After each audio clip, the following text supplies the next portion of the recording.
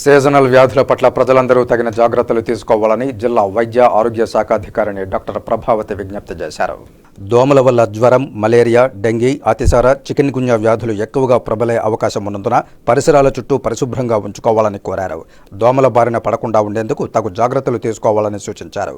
జ్వరం వచ్చిన వెంటనే ప్రభుత్వ ఆసుపత్రికి వెళ్లి వైద్యులను సంప్రదించి వైద్యం తీసుకోవడం మంచిదన్నారు.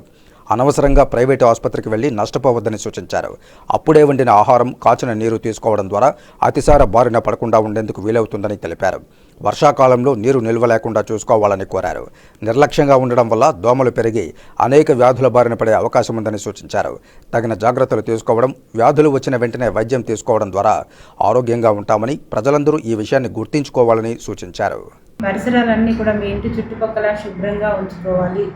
ఇంట్లో కూడా మీరు అన్నీ అప్పుడప్పుడు వండిన ఆహారాన్ని తినడము, ఈ చెత్తని ఎక్కడ పడేస్తున్నారో మీరు దాన్ని కూడా ఖచ్చితంగా మంచిగా చూసుకొని మున్సిపాలిటీ వాళ్ళకి ఇవ్వడము, అలాంటి పనులు చేసుకోవాలి.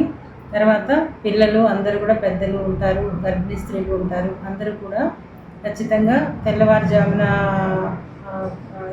మామూలుగా తెల్లవారుజామున సాయంత్రం పూట చీకటి పడే ముందు మనకి దోమలు ఎక్కువగా ఇంట్లో ప్రవేశించే అవకాశాలు ఉంటాయి.